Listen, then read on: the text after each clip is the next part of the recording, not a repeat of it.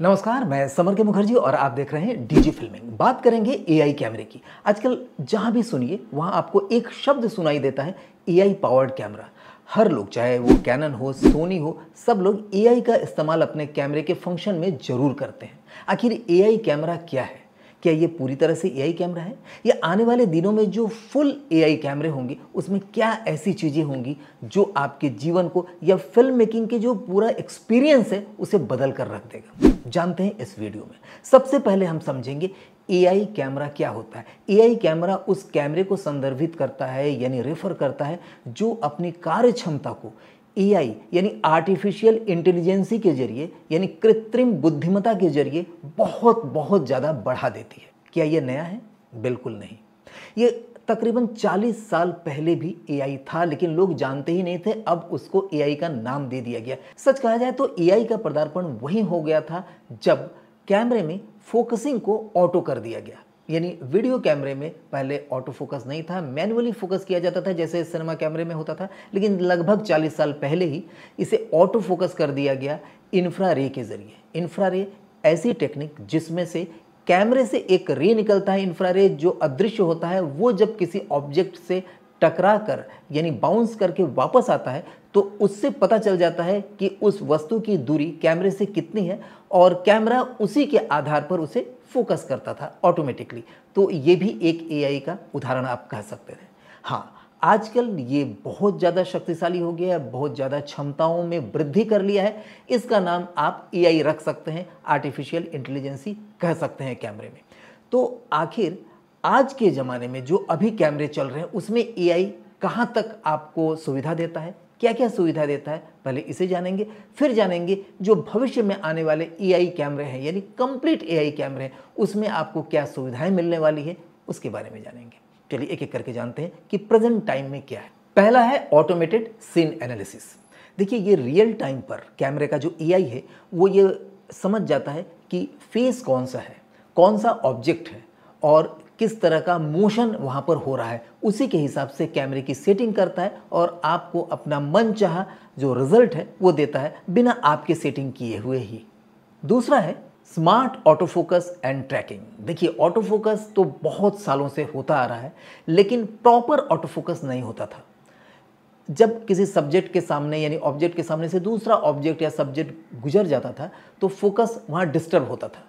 लेकिन अब कैमरे को समझ में आने लगा है कि किस पर हमें फोकस करना चाहिए। जब आपने एक बार किसी को ट्रैक कर दिया तो उसका फोकस उसी पर बना रहता है, भले ही कोई दूसरा व्यक्ति या दूसरा कोई ऑब्जेक्ट उसके सामने से गुजर जाए, वो अपना फोकस नहीं छोड़ता है। जिस वजह से अब फोकस पुलर की ज़्यादा ज़रूरत नहीं पड़ती है इन कैमरों में।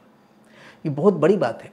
ट्रैकिंग, दूर से ट्रैकिंग कर लेता है, चाहे वो ऑब्जेक्ट का ट्रैकिंग करना हो या बर्ड आई का ट्रैकिंग करना है, एनिमल का ट्रैकिंग करना है। ये सब चीज़ एआई की वजह से हो रहा है। यानी उसकी जो ऑटो फोकस के सिस्टम है वो बहुत ही ज़्यादा एनहेंस किया जा रहा है और उसको एक तरह से कृत्रिम बुद्धिमत्ता यानी आर्टिफिशियल इंटेलिजेंसी में परिवर्तित करके उसका बेस्ट रिजल्ट लिया जा रहा है। तीसरा है image enhancement and post processing. ये क्या है? इमेज को इन्हेंस करने के लिए ये आर्टिफिशियल इंटेलिजेंसी का काम करता है, यानी एचडीआर का काम। एचडीआर क्या है? हाई डायनेमिक रेंज, जिसमें डार्क पोर्शन और जो ब्राइट पोर्शन है उसके बीच में जो अंतर होता है उस अंतर को कम करता है। यानी जहाँ डार्क है, जैसे ये पोर्शन हमारा ज़्यादा डार्क है, तो अगर एचडीआर का यूज़ करेंगे तो ज़्यादा जो डार्क है उसको थोड़ा सा लाइट अप करेगा, और इधर ब्राइट आ रहा है तो इस ब्राइटनेस को थोड़ा कम करेगा और उसको इतना अच्छा से एक तरह से प्रोसेस करके, पोस्ट प्रोसेस करके आपको देगा ताकि आपको लगे वो पूरी तरह से बैलेंस्ड है। यानी अब अगर आप लाइटिंग करने में थोड़ी बहुत दिक्कत भी करते हैं, थोड़ा बहुत कमी या कुछ ज़्यादा हो जाता है, तो उसको भी वो एक अनुपात में बना करके बेस्ट बनाने की कोशिश करता है। वैसे मैं पर्सनली एचडीआर को बहुत ज़्यादा प्रेफर नहीं करता हूँ। मैं चाहता हूँ कि खुद लाइटिंग इस तरह से किया जाए कि उस पर मेरा खुद का कंट्रोल रहे। लेकिन एचडीआर कैमरा या जो एआई कैमरा है वो चाहता है कि अगर कुछ ऐसे लोग भी शूटिंग कर रहे हैं जिनको बहुत ज़्यादा लाइट की नॉलेज नहीं है, तो उसका भी इमेज बेहतर हो, बैलेंस हो और उसका डायनेमिक रेंज ज़्यादा से ज़्यादा हो सके। चौथा है predictive analytics for film making. अब कैमरे का एआई मार्केट का जो प्रेफरेंसेस है वो समझने लगा है, मार्केट के डिमांड को समझने लगा है, ऑडियंस के चाहत को समझने लगा है और ये समझने लगा है कि किस तरह का कलर, किस तरह की फोकसिंग हमको कब कहाँ करना है। जैसे किसी प्रोडक्ट को मैं डिस्प्ले कर रहा हूँ और प्रोडक्ट को मैंने सामने लाया, तो वो कैमरा समझेगा कि भाई इस समय इस प्रोडक्ट के बारे में ही बात किया जा रहा है, इस प्रोडक्ट को दिखाओ, या इस प्रोडक्ट में जो कलर है इस कलर को थोड़ा सा और इन्हेंस कर दो। ये सारी चीज़ें मार्केट रिसर्च, मार्केट डिमांड के हिसाब से कैमरा करने लग रहा है, आपको पता ही नहीं चलता, बस आपको सिर्फ इतना पता चलता है, मज़ा आ गया। चलिए अब हम बात करते हैं फ्यूचर प्रॉस्पेक्ट्स की, यानी जो एआई कैमरा, वास्तविक एआई कैमरा आने वाला है, जिसकी तैयारी शुरू हो चुकी है और जल्द ही आपके सामने ऐसा आएगा, एक विस्फोट के रूप में आएगा, जिस समय जो बाकी के कैमरे हैं ना वो काफ़ी पुराने हो जाएंगे, लोग उसे बहुत कम पैसे में बेचना स्टार्ट कर देंगे। इसके लिए अभी से आपको तैयार होना है। वो क्या है? वो आपकी क्रिएटिविटी की बाउंड्रीज को पुश करता है, यानी कैमरे के ज़रिए जो भी क्रिएटिविटी का काम आप करते हैं अभी तक, उसकी जो बाउंड्रीज है, उसकी एक बाउंड्री है कि भाई यहीं तक हो सकता है, उसको पुश करके, धक्का दे करके ये बहुत दूर तक ले जाएगा, यानी आप मनचाहा क्रिएटिविटी उसमें कर सकते हैं। क्या क्या कर सकते हैं, एक एक करके समझते हैं। पहला है virtual production and real time rendering. अब आपको वर्चुअल प्रोडक्शन करने के लिए पोस्ट प्रोडक्शन की ज़रूरत ही नहीं पड़ेगी। अब क्या करेंगे आप, यानी किसी को भी शूट कर रहे हैं, जैसे मुझे शूट कर रहे हैं, यहाँ पर अगर हमको बैकग्राउंड को चेंज करना है तो पोस्ट प्रोडक्शन में जाके हमको चेंज करना होता है। लेकिन दिक्कत तब आती है जब कैमरे को भी आप मोशन में लाते हैं। मैं भी मोशन में हूँ, कैमरा भी मोशन में। उस समय बैकग्राउंड को मोशन कराने के लिए अब क्या करना पड़ता था, ट्रैकिंग करनी पड़ती थी। प्लस का निशान लगाकर अभी भी किया जाता है, रेड या वाइट प्लस का निशान पीछे आप क्रोमा में डालते हैं। उसके बाद जब कैमरा को ट्रैक करते हैं तो उसी के हिसाब से बैकग्राउंड को ट्रैक कराना पड़ता है और वो ऑटोमेटिकली ट्रैक होकर, रेंडर होकर के काम करता है। लेकिन अब न तो रेंडरिंग की ज़रूरत है, न इतने सारे प्रोसेस की ज़रूरत है, सिर्फ इसके मेमोरी में आपको बैकग्राउंड लाना पड़ेगा। और वो भी मेरे ख्याल से जो एआई कैमरेज आएंगे उसमें ढेर सारे प्री लोडेड बैकग्राउंड रहेंगे, जिसमें से किसी भी बैकग्राउंड का आप यूज़ कर सकते हैं और कैमरा को कहीं भी मूव करिए, बैकग्राउंड भी उसी तरह से मूव होता हुआ लगेगा और आपको रियल टाइम रेंडर पर 4K, 8K या 12K पर आपको आउटपुट मिलेगा। सोचिए कितना समय बचेगा, कितना पैसा बचेगा, कितना ज़्यादा क्रिएटिविटी आप कर सकते हैं। हाँ, अगर आप खुद बैकग्राउंड बना के देना चाहते हैं तो उसमें प्रीसेट हो सकता है कि आप उसकी सेटिंग को चेंज करके उसमें आप मेमोरी कार्ड में आप अपना बैकग्राउंड, पूरा बड़ा बैकग्राउंड बना करके क्रिएट करके दे दीजिए। वो आप वीडियो के शक्ल में दे सकते हैं या स्टिल इमेज में दे सकते हैं। उसे वो ऑटोमेटिकली मोशन में लाएगा, आपके मोशन और कैमरे के मोशन के हिसाब से सेटिंग करके। ये बहुत बड़ा काम हो जाएगा और प्रोडक्शन के बहुत सारे पैसे बच जाएंगे। दूसरा है emotion recognition and story telling. किसी भी कैरेक्टर को मैक्सिमम इम्पैक्ट देने के लिए अब क्या होगा कि कैमरे के अंदर का जो एआई है वो इमोशन को भी समझने लगेगा।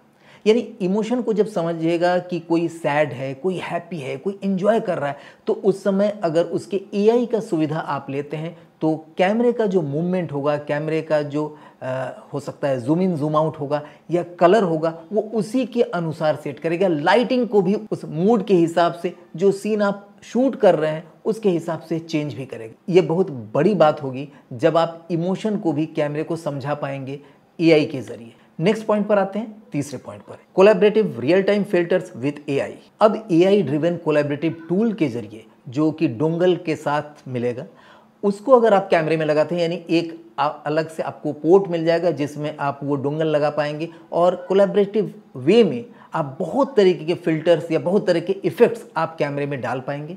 यानी कैमरा तो आपने ले लिया, कैमरे को अलग अलग टाइम पर, यानी हर साल, 2 साल, 3 साल बाद उसको चेंज करने की ज़रूरत नहीं है, बल्कि उसके एआई के लिए अलग से एक स्लॉट रहेगा जिस पे आप डोंगल डालेंगे और उस तरह का एआई उसके अंदर आ जाएगा जितना उसके अंदर मेमोरी की कैपेसिटी रहेगी। और उसी कैमरे से आप अलग अलग तरीके के इफेक्ट्स, अलग अलग तरीके के इमोशन, अलग अलग तरीके की लाइटिंग, बहुत कुछ दे पाएंगे। यानी एक अलग मार्केट क्रिएट हो जाएगा जो एआई कैमरे के लिए इस तरह के सॉफ्टवेयर, इस तरह की चीज़ें डोंगल में बना करके फिल्टर्स आपको प्रदान करेंगे। और फोर्थ है पर्सनलाइज्ड व्यूइंग एक्सपीरियंस। यानी अब जो एआई कैमरा शूट करेगा वो सिर्फ एक चीज़ को शूट नहीं करेगा, बल्कि बहुत तरीके की चीज़ों को शूट करके रखेगा, ताकि जो देखने वाला है, जो व्यू करने वाला, हो सकता है वीआर के जरिए व्यू कर रहा हो, अपने टेलीविज़न पर व्यू कर रहा है, तो वो जिस तरह का एक्सपीरियंस लेना चाहता है वैसा सेटिंग करके रिमोट से वो उस तरह का एक्सपीरियंस ले सकता है। अभी तक क्या है, जो आपने शूट करके दिया उतना ही देख सकता है कोई दर्शक। लेकिन सोचिए, आपने किसी का वाइड शॉट लिया लेकिन वो उसका क्लोजअप में देखना चाहता है, बस एक बटन उसने प्रेस किया, वो उस पोर्शन को भी देख पा रहा है, यानी जो चीज़ आप नहीं दिखा रहे थे। तो वो कैमरा क्या करेगा, उस तरह के एआई आपके जितने तरह की संभावनाएं हो सकती है उतने लेयर में वो शूट करके देगा, और उसकी एडिटिंग भी इस तरह से होगी कि एआई एडिटिंग के बाद जो एक्सपीरियंस लेना चाहेगा व्यूअर वही मिलेगा। वो जिस तरह का शॉट देखना चाहता है उस तरह का शॉट वो देख सकता है अपने प्लेबैक पोर्शन पर, यानी प्लेबैक गैजेट पर। तो अब सवाल उठता है कि फिलहाल इस समय कौन कौन से कैमरे ऐसे हैं जो एआई बेस्ड हैं, और वो कैमरे हैं DJI Mavic 3 Pro, Sony Alpha A7R5, Canon EOS R5, Fujifilm X-T4, Sony ZV-E1, Nikon Z7, Z8 and Z9। Conclusion के रूप में मैं यही कहना चाहूँगा कि फिल्म मेकिंग के एक्सपीरियंस को एआई कैमरा बिल्कुल बदलने जा रहा है। अब वो सभी काम आप बहुत सस्ते में और आसानी से कर सकते हैं जो आज के समय में बहुत ज़्यादा पैसे लगाकर, बहुत समय लगाकर करते हैं, और इसका कोई अंत नहीं है, ये अनंत है। और ये एक्सपीरियंस जो मिलने वाला है, चाहे वो फिल्म मेकर को मिलने वाला हो या दर्शकों को, ये बहुत ज़्यादा परिवर्तनकारी होगा, बहुत ज़्यादा क्रांतिकारी होगा। लेकिन एक बात मैं बता दूं कि कैमरे में एआई की क्रिएटिविटी जितनी भी चाहे आ जाए, लेकिन आपकी क्रिएटिविटी से निश्चित तौर पर कम ही रहेगा, और आप अपनी क्रिएटिविटी और इन टूल्स के ज़रिए आप वो बेहतरीन फिल्में बना सकते हैं जिसकी कल्पना अभी नहीं की जा रही है। ये वीडियो आपको कैसा लगा? इस तरह के डिफरेंट जो भी सुझाव हो आप ज़रूर दीजिएगा, क्योंकि पिछले वीडियो में भी मुझे बहुत सारे अच्छे सुझाव मिले जिस पर मैं आने वाले दिनों में वीडियो बनाऊंगा। और इस चैनल को निश्चित तौर पर फैलाइए, इसे सब्सक्राइब करिए और लोगों के बीच शेयर भी करिए। लाइक करना बिल्कुल मत भूलिएगा। नमस्कार। आने वाले दिनों का भविष्य आज ही अपने हाथों में लीजिए और विश्व का पहला अपने तरह का एकमात्र AI powered screen writing mastery का कोर्स करिए मात्र 5 दिनों में। इस ऑनलाइन एआई कोर्स में आप सीखेंगे story writing, short film writing, feature film writing, TV और ओटीटी के लिए content writing, ad film copy writing, फिल्मों के गाने के लिए कमर्शियल लिरिक्स राइटिंग, और साथ ही कई एआई टूल्स के जरिए आप सीखेंगे bound script project making, script breakdown और शॉर्ट डिवीजन तथा कैनवा से पोस्टर डिजाइनिंग। और इतना ही नहीं, यह कोर्स आपको सिखाएगा अपने प्रोजेक्ट के लिए पिचिंग और बिजनेस जनरेशन। 30 दिनों के लिए पाइए मेगा डिस्काउंट। अभी कॉल करिए AI powered screen writing mastery इन 5 डेज। याद रखिए, यह कोर्स एस्पायर